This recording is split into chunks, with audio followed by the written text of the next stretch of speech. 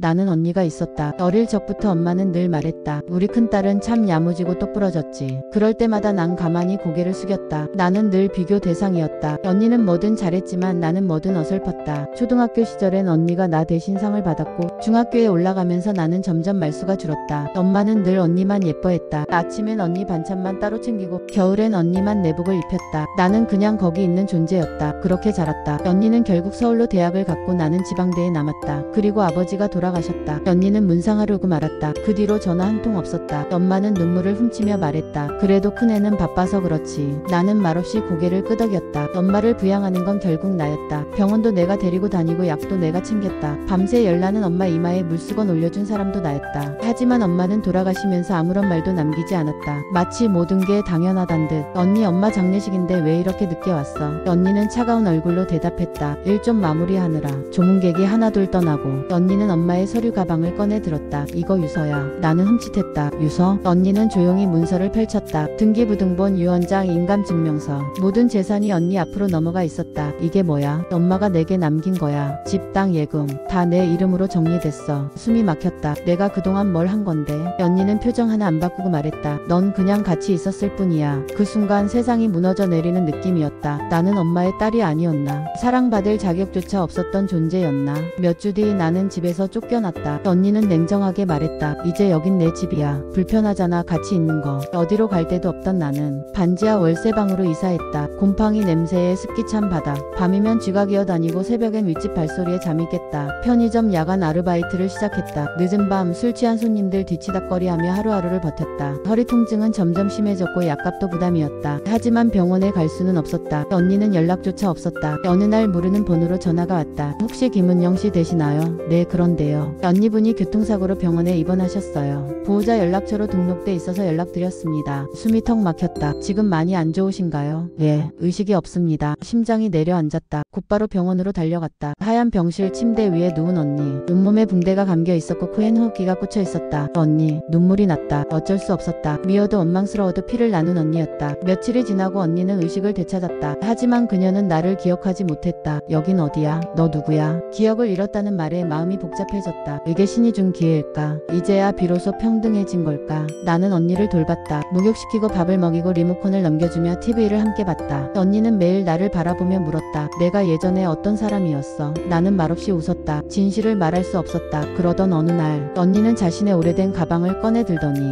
속에 있던 일기장을 발견했다. 이거 내가 쓴 건가? 그녀는 조용히 읽기 시작했다. 페이지를 넘기며 점점 창백해졌다. 엄마가 남긴 재산은 다 내 것. 동생은 몰라도 돼. 걘 그냥 곁에만 있었을 뿐이니까. 언니는 떨리는 목소리로 말했다. 이게 진짜야? 나는 고개를 끄덕일 수밖에 없었다. 그럼 넌 그걸 알면서도 나를? 그래, 처음엔 복수였어. 근데 널 돌보면서 나도 몰랐던 걸 느꼈어. 일주일 후 한 통의 전화가 왔다. 변호사였다. 김은영 씨 되시죠? 언니분께서 유언장을 새로 작성하셨습니다. 네, 모든 재산을 김은영 씨에게 남기겠다는 내용입니다. 나는 말을 잃었다. 언니는 멍하니 창밖을 보고 있었다. 너한테 너무 미안해. 그동안 내가 얼마나 못된 언니였는지 이제야 알겠어. 나는 조용히 언니의 손을 잡았다. 됐어. 지금 이렇게 살아있는 것만으로도 다행이야. 몇 달이 흘렀다. 나는 지금 엄마가 남긴 집에 살고 있다. 언니는 요양병원에 있다. 매주 찾아간다. 언니는 이제 나를 기억한다. 단편적으로 하지만 분명히 안다. 넌 내 동생이야. 내가 정말 많이 사랑했던. 나는 오늘도 언니의 손을 잡고 말한다. 우리 이제 진짜 가족이야. 언니가 요양병원으로 옮겨진 지 한 달쯤 지났을까. 그날도 평소처럼 병실에 앉아 언니의 손톱을 깎아주고 있었다. 창밖으로 햇살이 조용히 들어오고 텔레비전에서는 옛날 드라마가 흘러나왔다. 은영아, 언니가 내 이름을 또박또박 불렀다. 응, 엄마 정말 날 더 사랑했던 걸까? 나는 잠시 손을 멈추고 언니를 바라봤다. 글쎄 아마 언니가 더 필요했던 거 아닐까. 엄마한테는. 언니는 고개를 푹 숙였다. 그 말이 더 아프다. 그날 저녁 나는 엄마의 오래된 서랍장을 다시 열어봤다. 집안에 남겨진 유일한 엄마의 흔적들. 손때 묻은 손수건, 바랜 수첩 그리고 깊숙한 서랍 맨 아래에서 묘한 느낌의 봉투 하나를 발견했다. 국민은행 비밀계좌. 적힌 글씨체는 분명 엄마 것이었다. 봉투 안에는 통장 한 권, 그리고 짧은 메모 한 장이 들어 있었다. 내가 가진 전부는 언니 것처럼 보일 수 있겠지만 진짜 마지막은 너를 위해 남겨놓았다. 사랑하는 내 둘째 딸 은영아. 나는 숨을 들이켰다. 손이 떨렸다. 통장 잔액은 1억 7천만 원. 나는 그날 밤 잠을 이루지 못했다. 왜 엄마는 이걸 숨겼을까? 왜 언니에겐 다 주고 나에겐 이처럼 조용히 몰래 남겨뒀을까? 나는 엄마가 미워졌다가 그 마음조차 이해하게 됐다. 아마도 엄마는 언니에겐 눈앞에 재산을 줬고 나에겐 뒤늦은 진심을 남긴 것일지도 몰랐다. 며칠 뒤 변호사와 다시 만났다. 언니분 유언장 관련해서 말씀드릴 게 있습니다. 예. 혹시 어머니 생전에 금융자료나 유산 관련 별도 자료 확인하셨습니까? 최근에 하나 발견했어요. 나는 국민은행 통장을 꺼냈다. 변호사는 통장을 유심히 살펴보다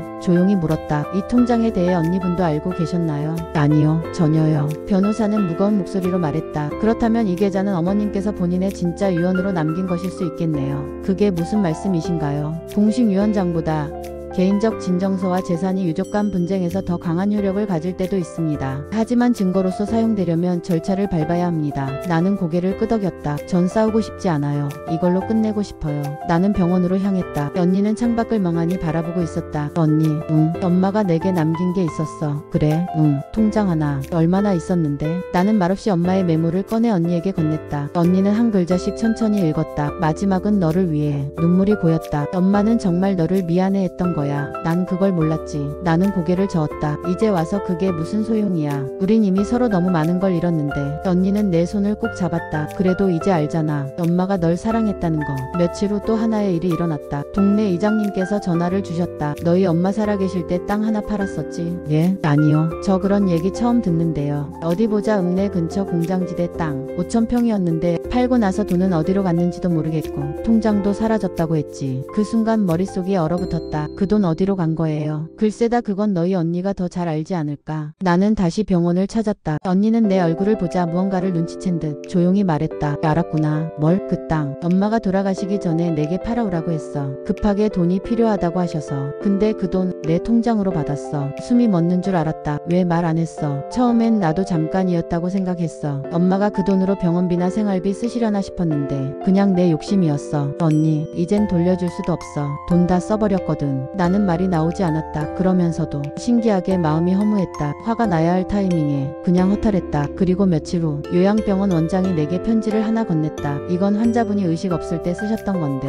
가족분께 드려야 할 것 같아서요. 편지엔 엄마의 필체로 쓰인 마지막 말이 담겨 있었다. 은영아, 내가 정말 미안하다. 평생 언니만 바라보다 내가 어떤 아이였는지 어떤 마음으로 살았는지 몰랐다. 나중에야 알았다. 너는 엄마 같은 사람보다 더 따뜻한 아이란 걸. 사랑한다. 부디 내 인생은 엄마처럼 후회로 남지 않길 바란다. 나는 편지를 품에 안고 한참을 울었다. 그제야 엄마가 처음으로 나를 안아준 것 같았다. 나는 언니를 용서했다. 정확히는 용서해야만 내 삶을 살 수 있을 것 같았다. 언니는 지금도 병원에 있다. 기억은 조금씩 돌아오지만 그 시절처럼 말수가 많지 않다. 가끔 언니가 말한다. 우리 엄마 어떤 사람이었지? 나는 조용히 대답한다. 엄마는 우리에게 남은 후회였어. 그리고 덧붙인다. 하지만 이제 그 후회를 사랑으로 바꾸고 싶어. 언니는 엄마의 전부였다. 그렇게 믿었던 나는 결국 엄마가 남긴 마지막 메모와 숨겨진 통장으로 처음으로 사랑받은 기억을 얻었다. 언니와도 시간이 흐르며 서서히 진심을 나누게 되었다. 비록 모든 상처가 다 아물진 않았지만 그래도 이제는 서로에게 가족이란 말이 조심스럽게 다가오고 있었다. 늦은 오후였다. 문 앞에 모르는 여자가 서 있었다. 60대 초반쯤 되어 보이는 차분하고 수수한 인상의 여자였다. 실례합니다. 여기 혹시 김병준 씨 댁 맞나요? 아버지의 이름이었다. 예. 아버지는 10년 전에 돌아가셨어요. 그녀는 놀라지 않았다. 마치 그 사실을 이미 알고 있었던 듯 천천히 고개를 끄덕이며 말했다. 그래요. 그분이 제 아이 아버지였어요. 믿을 수 없었다. 처음엔 사기꾼인가 싶었다. 하지만 그녀는 오래된 흑백 사진 한 장을 내밀었다. 아버지와 함께 찍은 사진이었다. 어머니와는 한 번도 찍은 적 없는 그런 다정한 포즈. 사진 뒷면엔 1992년 부산 이기대 공원 날짜와 장소가 또렷이 적혀 있었다. 그리고 그녀가 말했다. 이 아이는 당신 아버지의 아들이에요. 당신의 동생입니다. 나는 언니에게 그 사실을 털어놓았다. 언니는 얼굴이 하얗게 질렸다. 그 여자가 뭐라고 했다고? 아버지한테 아들이 있었대. 우리가 몰랐던 또 다른 가족. 그게 말이 돼? 아버지가 그런 분이셨어? 알았어? 나는 말없이 고개를 저었다. 몰라. 하지만 사진을 봤어. 그리고 나는 종이 한 장을 꺼냈다. DNA 검사 요청 동의서. 며칠 뒤 나는 그 아이 아니 그 남자와 만났다. 그는 올해 38세. 내 또래였다. 이름은 김도윤입니다. 나는 김은영이에요. 우리는 어색하게 마주 앉았다. 그는 차분한 말투로 말했다. 아버지라는 사람은 나한테는 그냥 어디엔가 있는 사람이었어요. 어릴 적 몇 번 봤어요. 늘 약속은 안 지키고 용돈만 슬쩍 주고 갔어요. 우리 아버지가. 네. 엄마는 항상 그 사람을 기다렸고 나는 그 기다림 속에서 자랐어요. 나는 숨이 막혔다. 내가 알던 가부장적이고 무뚝뚝한 아버지는 누군가에게는 책임지지 않은 남자였던 것이다. 결과는 친자관계의 99.999%. 그는 아버지의 아들이 맞았다. 언니는 결과지를 보며 몸을 떨었다. 이건 말도 안 돼. 그럼 엄마는 이 사실을 알고 있었던 걸까? 나는 고개를 저었다. 모르지 않아. 숨긴 거겠지. 엄마도 아마 알았을 거야. 그 순간 우리는 모두 조용해졌다. 며칠 후 집을 정리하던 중 엄마의 오래된 앨범 속에서 나는 편지 몇 통을 발견했다. 보낸 이 김병준, 받는 이 정미자. 정미자, 그 여자의 이름이었다. 편지 속에는 죄책감과 미련 그리고 도피가 담겨 있었다. 미자야, 은영이랑 은주는 몰라. 몰라야 해. 너와 도윤이한테 이렇게밖에 못해서 미안하다. 하지만 우리 사이에 있었던 시간은 내겐 결코 가벼운 게 아니었다. 다만 나한테는 두 집을 감당할 용기가 없었을 뿐이야. 나는 며칠을 고민했다. 이제 와서 이 사실을 알려야 하나. 그냥 묻고 갈까. 하지만 언니는 조용히 말했다. 알려. 우리 아버지가 어떤 사람이었는지 다 도윤이도 알 권리가 있어. 나는 조심스럽게 도윤을 찾아가 편지들을 건넸다. 그는 눈물을 흘리며 말했다. 그 사람은 날 사랑했을까요? 나는 조용히 고개를 끄덕였다. 사랑했을 거야. 그게 어떤 사랑이었든 간에. 몇 달이 지났다. 도윤은 어느 날 나를 찾아왔다. 누나, 응, 형이라 불러도 될까요? 나는 피식 웃었다. 나보다 어리다며? 그래도 가족이잖아요. 그 한마디에 이상하게 마음이 풀렸다. 복잡했던 감정, 무너졌던 신뢰, 잃어버린 시간들 속에서 우리 가족은 다시 처음부터 진짜 가족이 되어가고 있었다. 언니는 여전히 요양병원에 있었다. 몸은 많이 회복됐지만 기억은 들쑥날쑥했다. 가끔은 나를 엄마라고 부르기도 하고 가끔은 어린 시절로 되돌아간 듯 우리 집에 아빠 아직 계시지? 라고 묻기도 했다. 나는 그런 언니를 매주 찾아갔다. 발톱을 깎아주고 손을 마사지해주고 엄마가 쓰던 연고를 발라주며 그 시간을 함께 흘려보냈다. 그날도 마찬가지였다. 언니는 창밖을 멍하니 보며 말했다. 은영아, 간병사분이 참 이상한 말을 했어. 어떤 말? 김 간병사님 있잖아. 그분이 말했어. 너희 어머니 젊을 때 딸이 셋이었다고. 나는 고개를 갸웃했다. 셋? 무슨 소리야. 우리는 둘이잖아. 언니는 목소리를 낮췄다. 그 간병사님이 예전에 엄마랑 같은 마을에서 살았대. 어릴 때 엄마가 다른 아이를 키우다가 어느 날 갑자기 사라졌다고 했대. 그게 진짜일까? 모르겠어. 근데 말이 이상하게 진짜처럼 들렸어. 나는 뭔가 마음속에 오래된 상처를 누르는 듯한 기분이 들었다. 며칠 뒤 나는 엄마의 낡은 사진함을 다시 꺼냈다. 그 안엔 흑백 사진들이 어지럽게 얽혀 있었고 일부는 색이 바래져 인물의 얼굴도 분간이 안 됐다. 그러다 한 장의 사진이 내 눈을 사로잡았다. 엄마, 어린 여자아이. 그 아이는 나도 언니도 아니었다. 머리 모양도 얼굴도 전혀 달랐다. 그런데도 엄마는 그 아이를 꼭 끌어안고 있었다. 누가 봐도 사랑하는 딸을 바라보는 눈빛이었다. 사진 뒷면에는 단 한 줄. 미정이와 함께 1975년 봄. 나는 언니에게 사진을 보여줬다. 이 아이 기억나? 언니는 고개를 저었다. 아니, 처음 보는 얼굴이야. 우리는 곧장 요양병원 간병사 김씨를 찾아갔다. 그는 우리를 보자 반가운 듯 웃으며 말했다. 아, 두 분 그 사진 보셨나봐요. 예, 정말로 우리 엄마가 딸을 하나 더 키웠던 적이 있나요? 그는 한참을 망설이다 입을 열었다. 제가 초등학생일 때였어요. 당시 마을에 혼자 사는 여자분이 있었는데 아이 하나를 데려다 키우고 있었죠. 그 아이 이름이 미정이었어요. 그 아이는 지금 어느 날 갑자기 사라졌어요. 소문엔 아이를 친엄마에게 돌려보냈다고도 하고 어떤 사람은 아이를 버리고 도망갔다고도 했어요. 그 혼자 사는 여자가 우리 엄마였다고요. 그렇다고 다들 말했죠. 당시 동네에선 다들 알고 있었어요. 집에 돌아온 나는 언니와 함께 오래된 상자들을 정리했다. 그리고 한쪽 귀퉁이에서 빛바랜 서류 하나를 발견했다. 입양동의서. 이름 김미정. 위탁보호인 최숙자. 우리 엄마 이름이었다. 심장이 멎는 줄 알았다. 그럼 우리에겐 진짜 언니가 하나 더 있었던 거야. 아니면 입양된 아이였을 수도 있고. 그 순간 언니는 무언가를 떠올린 듯 입을 가리며 말했다. 기억났어. 아주 어릴 때 내 옆에 누가 있었어. 긴 머리를 하고 나보다 조금 더 크고 엄마가 그 아이한테만 잘해줬던 게 기억나. 그럼 기억이 진짜였던 거네. 우리는 김미정이라는 이름을 들고 가까운 주민센터, 구청, 보건소까지 다 뒤졌다. 그리고 경남 진주에 있는 한 복지시설에서 김미정이라는 이름이 등록된 잘못된 이력이 있다는 연락을 받았다. 그분은 현재 연락처는 없고 최근까지 서울에 거주하셨던 걸로 확인됩니다. 나는 오래된 주소를 받아들고 곧장 서울로 향했다. 오래된 연립주택.